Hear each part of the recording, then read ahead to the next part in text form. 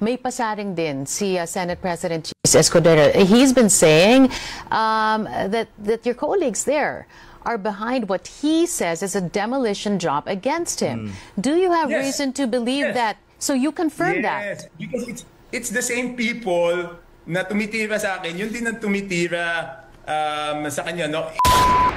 Diretsahan na ho mga kababayan, sa tingin nyo ho ba, sangkot itong si Secretary Manny Bonoan diyan sa mga maaanomalyang flood control na yan? Kasi base doon sa ating unang pinanood na video kanina, yung kay na Sir Jing Paras, dapat ho suspindihin itong si Marcos Jr., itong mama na to, dahil sa kapanahunan niya, nangyari lahat ng kapalpakan na yan diyan sa DPWH. Pero bago ho yan mga kababayan, isang like at isang subscribe, masaya na ho tayo dyan sa mga gusto sumali sa ating community, yung join button, nandyan lang ho sa baba. At pag-usapan din ho natin dito kung gaano kawalang kwenta at kung gaano kakapal ang mukha nitong si Martin Romualdez. Ayun na nga mga kababayan, umpisahan ho natin ang ating talakayan.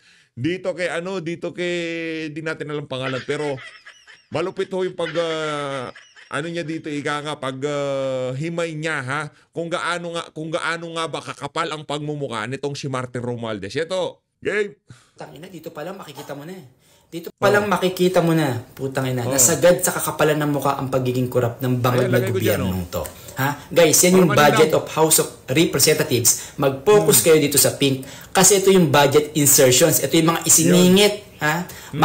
Malinaw ha, wag ho kayong mag-focus sa kung saan-saan dyan. Mag-focus ho kayo doon sa color pink ha, yung color pink na yan, ito. Yang maliit na yan, sa taas ng uluhan niya, yan, ito. Yan ho yung nasa kabila, syempre para malaki, makita ng mga kababayan natin dito sa PH Update. Dito imumostra ho ng papanuur natin kung gaano kakapal ang pagbumuka nitong si Martin Romualdez. Anak ng tokwa, paano kaya nila nasisigmura ito, no?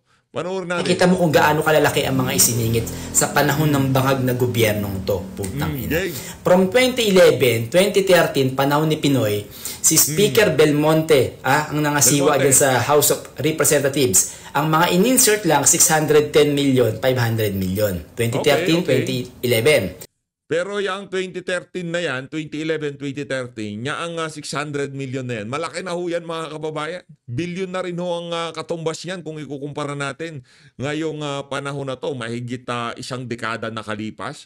Yang 600 million na yan kung ikukumpara natin ngayong mga panahon na. Napakalaking pera ho yan mga kababayan. Ngayon, nung panahon na ni Duterte, at ang kanyang Speaker of the House, si Pantaleon Alvarez, zero insertions, 2017. 2017, panahon na ni Tatay Digong. Kasi yung 2016 na budget, gumawa pa nun, yung panahon ni dinatnan na lang yun. Parang yung 2022, dinatnan na lang yun ng administrasyon ni Bangag. Pero ang gumawa doon sa budget na yun, yung administrasyon ni dating Pangulong Rodrigo Duterte. Palakpakan natin ng administrasyon itong si Tatay Digong. At yung si Pantaleon Alvarez, siyempre, di ba? Anong insertion? Walang insertion, game. 2019, no, si Gloria Arroyo na ang naging speaker, mayroong 10 million na insertions. Ngayon, 2020, Duterte pa din. Si Lord Alan... Napakaliit ho no, 10 million na insertion. Napakaliit. Parang wala nga yun. Parang kulang. Merong yun, pero napakaliit lang ho nun mga kababayan. Velasco na. Merong insertions na 1.8 billion. Ha? And then 2022, si Lord Alan Velasco uli. Naging zero naman ngayon ang insertions. Wala. 2023, eto na. Putang ina. Bangag government na. Ha? 2023. Kasi yung 2022 budget, ang gumawa niyan, yung administrasyon ni Tatay Digong. Zero insertion ha. Dito, sila natatrabaho ng budget dito. Si Martin Romualdez na speaker ho dito mga kababayan. Kano ang isiningit ni Martin Romualdez at ang pambansang buhayan natin na to? 12 billion, 12.01 billion. Nakita nyo kung gaano kalaki. Yung tipong mapapaano ka na lang Ina mo, Martin Romualdez. Ina mo, nasaan na? Ina mo, pakainin mo. Diba? Anak ng tokwa. 12 billion mga kababayan. Para saan? Extraordinary expenses. Para sa kapritsyo ng mga congressman na to. Ano yan House budget Budget of House of Representatives. Pondo nila yan sa House. Saan nila dinala? Kung dun sa mga nagdaang taon, hindi nila kailangan mag-insert ng napakalaking pera. Bakit sa panahon ni Martin, kailangan mag-insert ng 12 billion? Para saan yan? Anak ng Petra Gala. Malaki yung ginamp niyan pag kinumpare mo yan sa mga nauna nag-insert. Ha? 2024, 12.5 billion. Under pa rin ni pambansang buhaya. Putang ina, di ba? Grabe. Napakagaling. Palakpakan. Putang ina nyo. Di ba? Nakakakuluho ng dugo eh. Nak ng tokwa. Para sa yung insertion na yan. Bakit nung panahon ni dating Pangulo Rodrigo Duterte, nag-pandemic tayo? Kailangan yan, pandemic eh. Di ba? Kailangan yan eh. Di ba? Kailangan lakayan ng pondo kasi kailangan mag-adjust ng House of Representatives noong mga panahon na yan doon sa mga challenges na dala-dala ng panahon ng pandemya. Pero dito, 1 billion nga lang ang in-insert. Hindi lang, malaki yung 1 billion. Di ba? May ano na yan, may budget na yan eh. May budget na eh. Na budget yung House of Representatives tapos magsisingit pa sila ng ganyang kalaki. Ganon ho sila kawawalang hiya. Di ba? Ibang klase. 2025, itong taon na to, magkano in-insert? Tumataginting na 17.32 billion under pambansang buhaya. Putang ina mo. Grabe. 17 billion, anak ng toko. Ay, ano ho yan? Ano ho yan eh? Basahin natin. Mali ito kasi. Lakihan natin. Teka lang. Yung nakalagay doon sa taas ng ano na yan. Ang nakalagay ho dyan. Magnitude of insertion during BICAM. Anak ng toko. Ito na nga ho ba sinasabi natin. During BICAM ho, ganyan kalaki ang isiningit nito. Tambalos-los. O ngayon, sabihin nyo sa amin, ha? Sabihin nyo sa amin, pambuha ka ng ina nyo kung hindi kayo korap. Putang ina, ayuda pa mo. Yung ano, relax lang brad, relax lang. Kalma lang. Huwag masyado mainit ang ulo, ha? Ano yan, sasampal natin sa pagmumukha nila ito. Ito sa ano na to, ito. Ito sa party na to, ito sa party na to. Yan. Kung nasaan yung arrow ko, ito yung budget year, ito yung House Chamber version. Ito yung version sa Chamber. Tapos ito yung Senate version. Ito naman yung sa Senate. O ito yung final budget signed by President. O pagdating ho dun sa GAA. Ang tanong dito, di ba? Bakit pinirmahan ni Marcos Jr.? Para saan, anak ng tokwa? Alam niya na napakalaki ng insertion. Kasi yung sa chamber, nasa 15 billion. Di ba? Noong 2012, 2024, 16 billion. Ang lalaki na ho mga kababayan. Malaki ho ang budget nila. Sobrang laki ho ng budget nila. Yung sa 2025, 16 billion. Yung nasa GAA, nasa GAA na, naging 28 billion. 28 billion, 33 billion. Anak ng tokwa. Yung 33 billion, no, ano yun eh. Kumbaga, ginamit nila nung nagdaang kampanya eh. Talagang anak ng tokwa. Mga walang ya talaga itong mga congressman na to. Ang kakapal ng muka. Pambihira talaga, oo. Ang kakapal ho ng pagmumuka nitong mga congressman na to. Ito na ba yung pinangako na akap, tupad? Ano to, budget pa lang to ng House of Representatives. Nakakalungkot to mga kababayan. Ganito nangyayari sa ating bansa. Anak ng Petrang Garapata. Ganyan tayo lokohin itong mga ano na to. Ganyan tayo pagnakawan itong mga congressman na to. Saan napunta yung dobyado ang budget eh. From 15 billion, mag-i-insert ng 12 billion na pasobra pa doon sa... From 15 billion, magiging 28 billion. Saan nila tinala yung kalahati noon? Saan nila tinala yung 12 billion? Kasi yung House Chamber version, yun na yung computed na gagastusin ng House of Representatives doon sa taon na yon. Ngayon, nagsingit sila ng another 12 billion. Saan nila dinala yung 12 billion? Anak ng Petrang Garapata. Nakakalungkot. Grabe naman ito. Malinaw ho mga kababayan ha. Ganon ho kakapal ang pagmumukha ng mga congressman na yan. Kaya noong meron sinabi tanong bakit pinirmahan ni Marcos Jr.? Bakit doon sa GAA, nandyan yung in-insert na yan? Para saan? Anak to? 2023, nag-insert ng 12 billion? 12 billion ng mga kababayan, tumataginting na 12 billion. 2025, nag-insert sila ng another 12 billion. 12 billion na naman! Para saan to? Doon sa mga hearing nila na kinakandak, paninira kay VP Sara, anak ng Petrang Garapata.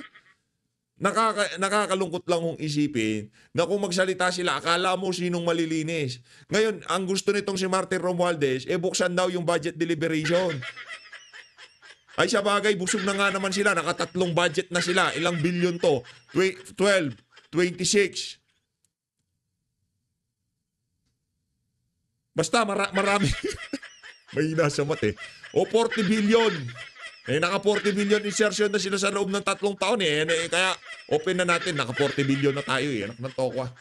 Eto mga kababayan, punta na tayo dito kay Toby Chango. Yung mga ika nga kung meron ho kayo nababalitaan ngayon kay Chis Escudero, wag ho kayong maniwala, ha? Ino-operate ho si Chis Escudero ngayong mga panahon na to. Sino nag-ooperate? Yung mga nag-insert ng 12 billion, 17 billion dyan sa nakatipas na tatlong budget natin sa bansang Pilipinas. Yung nagsasabi na magnanakaw o may katiwalian yan si Chis Escudero, yung kanilang in-insert sa budget nila sa 2023, 2024, 2025, 12 billion, 12.5 billion, 17.3 billion. Yun ho ang nagsasabi na mayroong katiwalian itong si Chis Escudero. Pakinggan natin itong si Congressman Toby Chango. Game! Club. So sabi ko sa kanya, Teka lang, ulitin ho natin para ika nga kompletos recados. Game. May pasaring din si Senate President Chis Escudero. He's been saying that your colleagues there are behind what he says is a demolition job against him. Do you have reason to believe that? So you confirm that? Yes, because it's the same people na tumitira sa akin, yun din ang tumitira sa kanya, no? I mean, this is for another episode. It's a long episode. It's a long story, but pinagdududahan kasi ni Martin na kami ni Chis magkasabwat doon sa supposedly pagtanggal sa kanya. Sabi ko, hindi naman ako close kay Chis. Bakit naman ako ang kami inko-connectan yung dalawa? Wala naman kaming, I mean, yan yung pinagsimula ng lahat na yan. Diba, if you will recall, kanina, I think dati may mga lumalabas-labas na mga news na kami daw ni Chis parang pinagplaplanuhan namin siya. And he told me that. Na there was a time kasi hindi na kami nag-uusap niyan eh. Sabi ko, bakit naman ayaw mo kausapin? Kung may problema, mag-usap tayo, di ba? So, sabi niya, may nakadating daw na report sa kanya, na ganito, ganyan. Sabi ko, paano naman ako masasama dyan? Hindi naman kami close ni Chis. And at that time, he was the one who told me to meet Chis. Sabi ko, kaya ko lang naman nakausap si Chis. At yung unang meeting namin ni Chis noong 2024 was in his townhouse. You can ask Chis. All right. Sabi niya kasi sa akin, kausapin mo si Chis kasi may mga idea siya at tungkol sa kampanya. So, willing siya tumulong. Kaya ako naman, sige, okay, that was before the elections. So, doon pa kami nag-meeting sa townhouse niya sa Polo Club. So, sabi ko sa kanya, nung after that, nung medyo nagdududa siya sa akin, sabi ko, Speaker, ikaw nagsabi sa akin, tinawagan mo ako sa bahay, sabi mo, i-meet ko si Chis, kaya nag-set kami ng Anak ng toka, praningo ito si Tamba.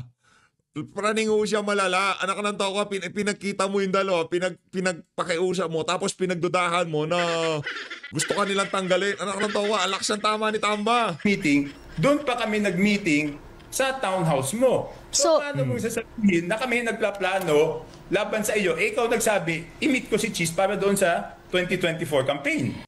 May pasaring din si Senate. Ayun na nga mga kababayan, maliwanag pa ho sa sikat ng araw, yung promotor ho talaga dyan sa demolition job na yan, laban dito kay Senate President Chis Escudero. Base dito kay Toby Chango, si Martin Romualdez, nanonood lang naman tayo dito. Kung meron sisisihin si Martin Romualdez dito, walang iba kung hindi ang si Congressman Toby Chango. Ngayon naman, pupunta ho tayo dito sa Secretary ng DPWH na kung saan nagsusumigaw ng ebidensya na meron ho kayong pananagutan kasi kayo ho ang DPWH Secretary nung nangyari ang mga anomalya na yan. Bakit ngayon, isa kayo sa mga nag-iimbestiga, isa kayo sa mga kinukuwang resource person diyan sa problema natin na yan. Kayo ang pinakawalang say. Secretary Manny Bunuan, kayo ho ang pinakawalang say dito sa issue na to. Kasi sa panahon nyo, nangyari ang kaliwat kanang katiwalian diyan sa mga flood control projects na yan. Preventive suspension. Kailangan kayong tanggalin sa pwesto. Kasi ang mangyayari niyan para kayong maglilinis ng ng mga mga crumbs, di ba? Kung mayroon mga problema o mayroong mga naiwang ebidensya, mahirap na. Di ba? Pwedeng mangyari yun. Yun ang sinasabi natin dito. Kaya ang panawagan natin siya bagay, bangag pala tong si Marcos Jr. Di niya tatanggalin yan. Ito, panoorin mo natin, interview nitong si Manong Ted. Game! Sa Yan, Pangulo yung website.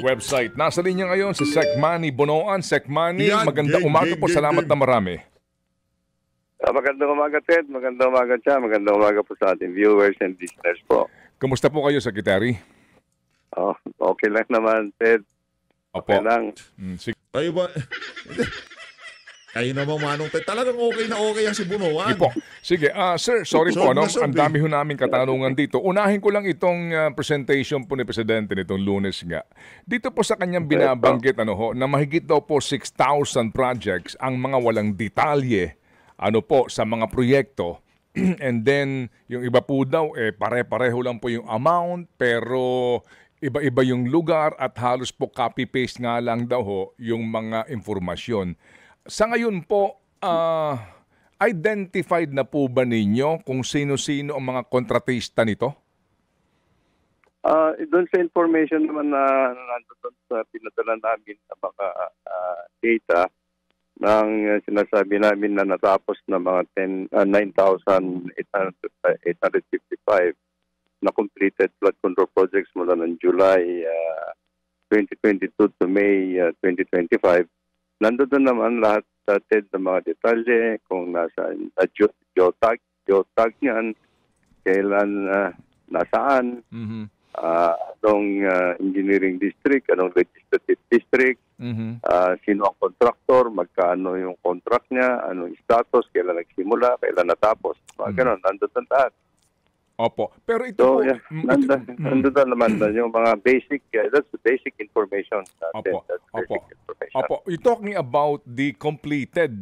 Ang sinasabi kasi ni Presidente sa kanya pong presentation ay yung mga mga hindi pa po natatapos at ang iba nga ay questionable. Sabi niya, bagamat wala pa siyang inaakusahan, may mga sinasabi lang po siya na mga pagdududa, no? May mga sinasabi siya na alarming, mga ganun po. Anyway, yung mga yon, identified na ho ba yung mga contractor nun, kung sino-sino? At ang iba ho ba dito ay kasama doon sa 15 top contractors? Ted, at this, as we speak, actually, nandoon yung mga tao namin sa ng DPWH. So, actually, nag-field validation sila ngayon. Kasi itong... Anak ng tawa. DPWH, nag-field validation. Anak ng veteran garabata. Anong klaseng sekretary ito? Kung hindi pa magsasalita ng mahiya naman kayo itong si Bangag, di pa kayo mag-field validation. Ibig sabihin, lahat ng gumagawa ng flood control na yan, pagka inumpisa ng proyekto, bahala na sila. Wala nang pakialaman DPWH. Anak ng tawa. Ang mama na yan, sa dating na yan, ayaw pang tanggalin itong si Marcos Jr. Sinabit namin sa Office of the President are actually taken out from yung monitoring format namin ngayon. Now, we are trying to validate actually sa amin kung field validation na ito yung actual situation or situal status ang mga projects na sinabit namin. So, ongoing ngayon to. And I hope that by next week, we will now have actually the results of their validation. No? All over the country, ito yung 10,000. Walang yan. 9,855 projects, but we are focusing actually on yung sa 15 contractors na nilatala natin Pangulo that have actually yung 20% of the 500 billion worth of flood control projects since we started this administration. So yung tinitingnan namin, we are focusing on the 15 muna. Okay. The 15 contractors. And Secretary, doon po sa presentation ng Presidente, meron siyang concern nga doon sa mga nakakuha ka ng maraming kontrata, biyak-biyak po ito, malalaking kontrata, at merong subcontracting. Opo. Yung bang kayo ho ba mismo, may concern kayo doon kasi nga maaring AAA yung contractor na nakakuha ng project pero subcontracted. Kaya po din hindi makapag-deliver on time, yung sa proyekto. Well, if it is not approved, kasi yung subcontracting has to be approved by the department naman. At the end of the day, pag kami subcontractor na kinuha nung winning contractor, it is still under his own lookout, no?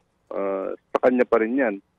Whatever kung ano yung ginagawa nung mga tauhan niya.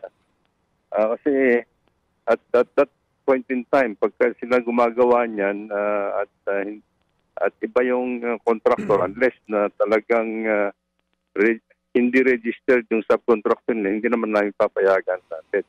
There is a process naman for approval of subcontracting. Opo. Naunawaan po natin yung mga approval process, no? At pati ho yung accreditation din ng mga subcontractors doon sa local scene. Pero may sinasabi nga ang presidente, no? Na ika niya, panahon na daw po para kayong mag-blacklist. Pwede bang gawin natin halimbawa, Sec, itong post ni presidente, no? Sa kanyang Facebook. Basahin ko lang po, Sec, ha? During my visit in Iloilo, we saw the delayed and substandard flood control projects that aggravated flooding. I ordered the DPWH to hold to account and to blacklist the sloppy contractors. Ito po ang mga kontratista hango sa post naman ni Mayor. Ito sa mga proyekto dyan, as of July 31, 2025, doon sa Iloilo Engineering Office, no? St. Timothy Construction, 1, 2, 3, yung pang-apat, Alpha and Omega, na number 1 doon sa listahan. So, ano findings nyo dito? Talaga bang St. Timothy ito o nag-subcontract din sila at yung instruction ng presidente na ito po ay i-blacklist na? Well, I saw the list actually that yung list and the report that I think were furnished by the mayor of Iloilo City to the president, and I also got the record initially of this contract na ginagawa, no, yung 4 na yan, and I explained to the president the status of these projects that they are ongoing actually. There are 2 projects actually na ginagawa ng Timothy construction firm na naantala for some months because of yung sinabi ko nga kay Presidente that we need to they need to resettle 40 families actually along the project. And so naantala, but I told the President that these projects will already be completed. One is pinagtatanggol mo yung Timothy contractor. Timothy firm. To be completed in August 25 this month. This year, and the other one is actually in September this year. So yun po ang sinabi ko, but because of the report siguro of the mayor, then I think the president has issued these instructions to us. We are now in the process of validating all this actually in the field. Today, I have dispatched actually a team to go to Iloilo City to verify actually and look into the project so that if there is anything na kailangan that would warrant for the process of blacklisting, then we'll do it. Actually, wala problema. Kapag ba kayo nag-blacklist ng contractor tapos meron siyang ongoing major construction project sa napakaraming lugar o kahit sa isang lugar lang, ano ang mangyayari sa proyekto? I think ang blacklisting kasi is actually prohibiting him from participating again in any bidding process of any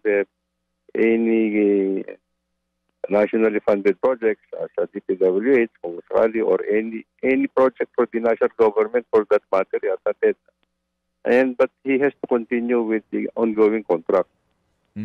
Dapat tapusin pa niya rin po yung proyekto. Yes. Okay. Yeah, because the blacklisting is a legal process actually. Agad-agad na. Okay. So sir, ito hong nabanggit na presidente kaninyo, you will focus muna doon sa 15 top contractors. Again, so opo. So dito po ano yan para mag-audit kayo, mag-iimbentaryo kayo doon po sa performance ng mga contractors na ito sa bawat proyekto ho nila sa iba't ibang bansa, sa panig ng bansa.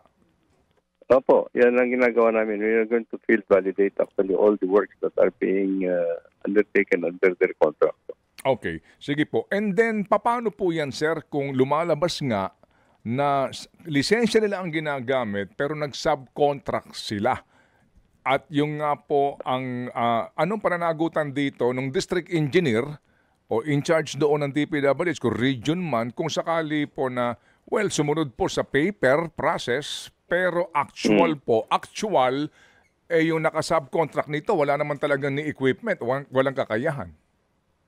Well, we have to, we have to validate actually. If actually, indeed, actually may subcontract agreement yung dalawa. Kung may, tingnan natin, kung may documentation that we will find na meron pala silang nag-subcontract dun sa principal contractor, then I think we'll impose actually all the sanctions that is needed actually sa kanila, both the subcontractor and the contractor itself. Opo.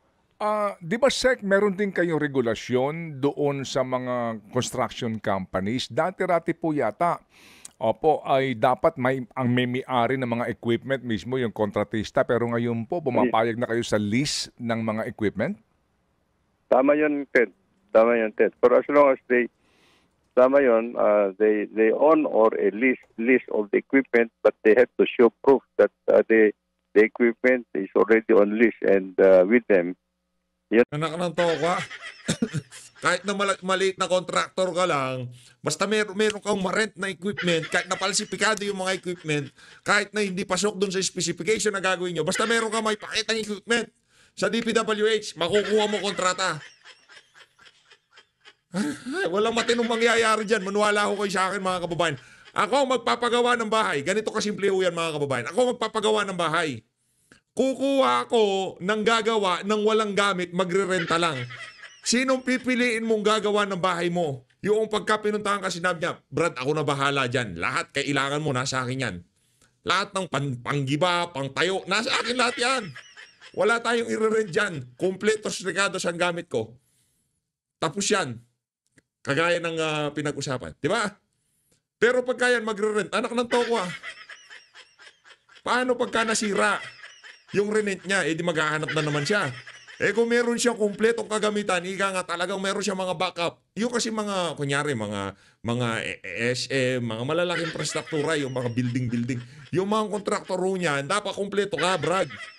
Crane, bulldozer, backhoe, lahat kumpleto. Pero sa DPWH, dahil hindi nila pera ang ginagamit nilang panggawa ng mga bagay-bagay na yan, okay lang. Yung mga kontraktor, manghiram kayo. Mangontrata kayo. Ika nga yung mga kagamitan, walang problema, hiramin. Ano nyo na lang, i-list nyo na lang. Hindi nyo kailangan bumili na sa inyo.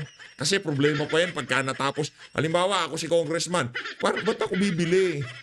Pag natapos ang proyekto, saan ko dadaling yan? Tapos na nga project Hindi naman racket nga lang yan, hindi ko naman talaga linya yan Para lang sa particular na project na yan, kaya ako papasukin yung business na yan. Mga walang ya kayo, di ba? Ganun ang dating yan Mga buwisit na to. Yan ang mga namin, yung mga requirements. Hindi yung ililist pa nila.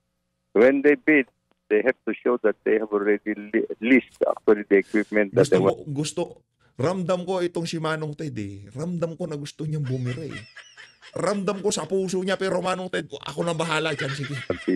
For the project. Okay. Meron pong report sa ground kasi, Secretary, na kaya po yung iba ay na-delayed ng sobra o kaya po nagbabakbak muna ng kalsada tapos iiwan na katenga kasi nga yung subcontractor o yung contractor wala namang equipment nga, rumerenta lamang at nagtitipid. Kaya yung paggamit sa equipment, alam niyo yan, napakatipid. Kapag ganyan na may ganong kontratista at pumayag yung project manager o district engineer, paano po yan? Ano po ang inyong gagawin doon sa engineer in charge, Secretary? We will sasangsyonin din namin yung mga tao namin, no, how tolerated and allowed that kind of an arrangement. Hindi naman namin po pwedeng pabayaan na sila yung gano'n na lang na make all the accommodations na sinasabi nila to the detriment of the project implementation. Kailangan din naman. But we have to document it as well. No? What are the real causes actually. Yung standard, pera mo ginagamit dyan, sinong pipiliin mo? Yung mga kontraktor na kompleto ang kagamitan? O yung kontraktor na manghihiram ng mga Secretary Bunuan, napaka-incompetent nyo sa totoo lang. Napaka-incompetent nyo. Pinapasali nyo sa bidding yung mga congressman na kaya lang nila pinasok yung business niyan dahil sa particular na project lang na yan. Yun ang nangyari dyan eh. Kasi kung ikaw ay credible na contractor, kumpleto gamit mo eh. Kasi yan yung line of business mo. Kailangan kumpletuhin mo yan. Halimbawa, electrician ka. Dapat may pliers ka. Dapat meron kang tester. Hindi mo pwedeng hiramin yung brad.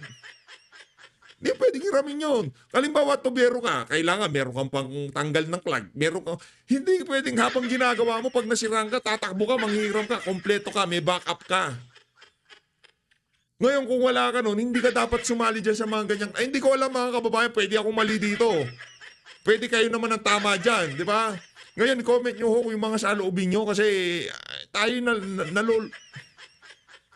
ayun na nga mga kababayan, dito na ho natatapusin ng hintay. Hindi ko alam ba't walang follow-up. Yung tipong, nagpa-follow up naman tong si Sir Ted. Naramdam ko yung frustration niya. Yung tipong, walang yaka, ba't mo pinapasali sa bidding? Wala kang gamit, buwisit ka. Manghihiram lang eh. Pag walang gamit, ibig sabihin, hindi talaga siya totoong kontraktor. Kasi kung yung line of business niya, kukumpletuhin niya yan. Meron siyang bulldozer, backhoe, lahat kumpleto. Yan, buwisit ka.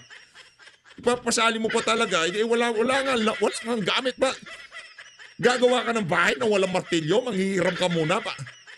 Buwisit na yan. Maraming salamat o mga kababayan. Dito ko na tatapusin ang ating reaction video kasi hindi ko alam. Hindi ko tayo kontratista, hindi ko tayo kongresista, hindi ko tayo kung ano pa man gumagawa ng infrastruktura. Bahay, oo. Pagka ikaw ay gumagawa ng bahay, nakikita natin eh. Di ba? Pagka ikaw nagpagawa ng bahay, kukunin mo yung karpintero, masod na kumpleto yung gamit. Anak ng toko, pupunta sa bahay nyo. Brad, gawin ko yung bahay mo ha. I-repair ko yung sira. Teka lang, may experience ka ba? May gamit ka ba? Hindi, ako nang bahala. Manghiram lang ako. Gusto mo, gawin ko. Ganon ang nangyayari dito mga kababayan sa mga flood control natin. Bilyon ang pondo. Kinukuha natin yung mga kontraktor na walang gamit. Maraming salamat o mga kababayan. Mahal natin Pilipinas. Buwisit na bunuan na yan o.